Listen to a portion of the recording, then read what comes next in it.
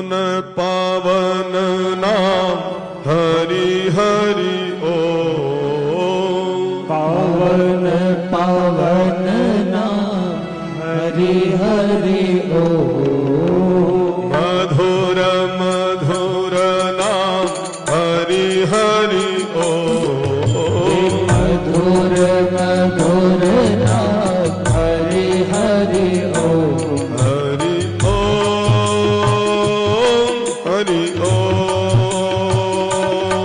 हरि ओम हरि ओम।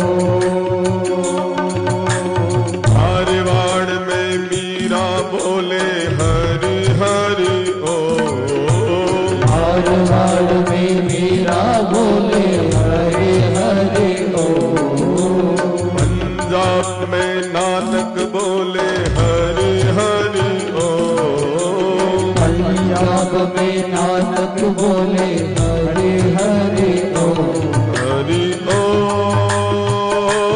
हरि ओम हरि ओम हरि ओम। शिव जी का डमरू बोले हरि हरि ओम। शिव जी का डमरू बोले हरि हरि ओम। नारद जी की वीणा बोले हरि हरि ओम। नारद जी की वीणा बोले हरि हरि ओम। हरि ओम हरि ओम हरि हरि ओम हरि ओम। हम सबका है प्यारा नाम हरि हरि ओम।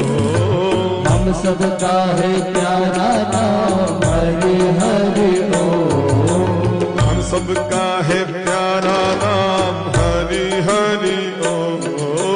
हम सबका है प्यारा नाम हरि हरि ओम।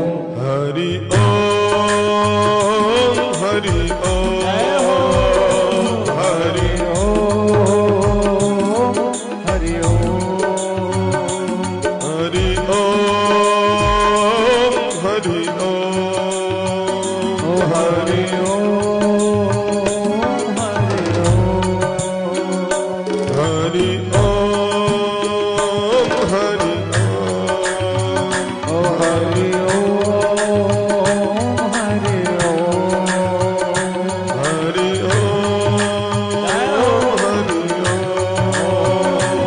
हरि ओम हरि ओम।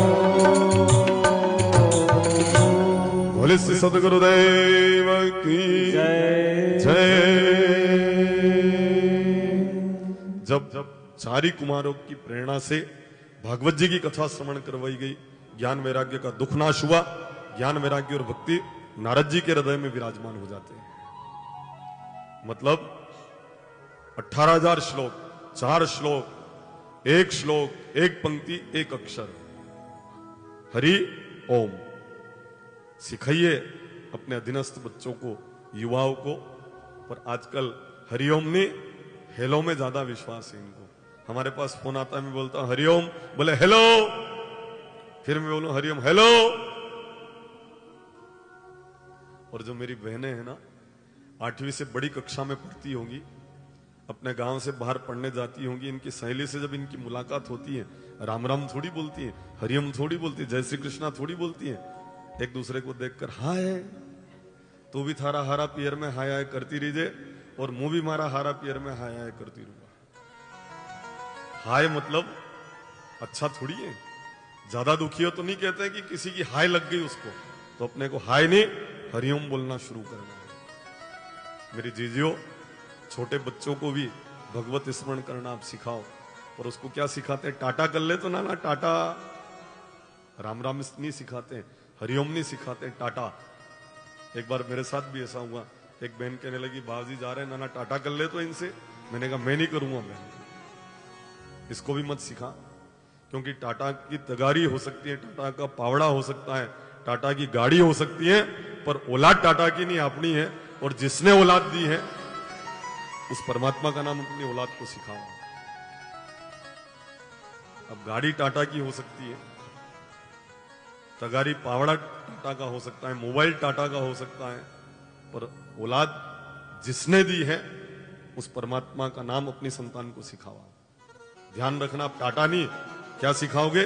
जय श्री कृष्णा, राधे राधे, हरिओम, जय राम जी की। आपको जो भी अच्छा लगे अपनी संतान को आप भगवत स्मरण करना सिखाइए। यहां ऐसा वर्णन मिलता है, जब भक्ति ज्ञान वैराग्य पुष्ट हो गए तो नारद जी ने पूछा इस कथा से कौन कौन लोग पवित्र होते हैं? तब चारी कुमारों ने कहा एक एकम अक्षरम पुंसाम महापातक नाशनम महा। एक अक्षर अगर कान में पड़ जाए तो महापातक तक शमन हो जाते हैं। बोलो, एक अक्षर का ये परिणाम है। कान में अगर भागवत जी का एक भी अक्षर श्रवण करने को प्राप्त हो जाए तो एक एकम अक्षरम पुंसाम महापातक नाशनम, महापातक तक शमन हो जाते हैं। कोई ऊपरले मन से भी कथा सुन ले तो भी कथा असर करती है। भीतर के मन से सुने तो बात ही अलग है, पर ऊपर के मन से भी कथा सुन ले तो भी कथा असर करती है। आयोजक परिवार से व्यवहार है और कथा में आकर बैठ गए, या महाराज से परिचय है कथा में आकर बैठ गए तो भी फल मिलेगा। और बिना परिचय के भी अगर आप कथा सुनने के लिए पधारे हैं और अगर संलग्न अपने मन को कथा में कर रहे हैं तो भी उसका प्रतिफल आप प्राप्त करेंगे। ऊपरले मन से सुनो तो भी कथा का फल मिलता है। आप कहोगे महाराज कैसे?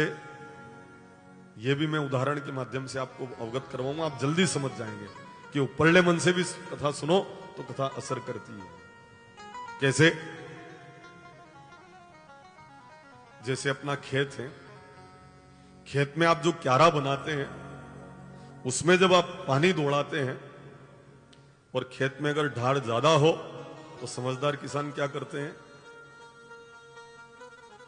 ढाड़ ज्यादा हो तो बहुत लंबे लंबे क्यारा बना देते हैं तो गरी गरी ने पूरा पीजा वहां तक पानी जाए, और पहुंचे पहुंचे अतरे तो नेकड़ो पलटे दे। देखो कितनी कितनी समझदारी है। अब कैसे उस खेत को पिलाना है ये मेरे जगतपति जानते हैं। आप आकर बैठ गए, अगर ऊपरले मन से भी कथा सुन रहे हैं तो आपके लिए कोई शब्द ऐसा निकल जाएगा जो आपके जीवन में आमूलचूल परिवर्तन कर देगा। अभी जावरा के पास में कथा चल रही थी तो कथा करने का सौभाग्य मुझे ही प्राप्त था। वेयर हाउस पे कथा चल रही थी।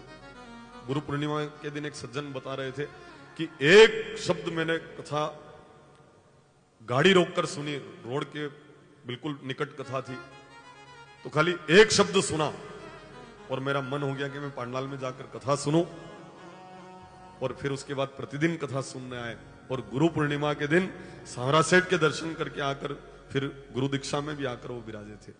एक अक्षर इतना परिवर्तन कर देता है। एक एक अक्षरम पुंसाम महापातक नाशनम।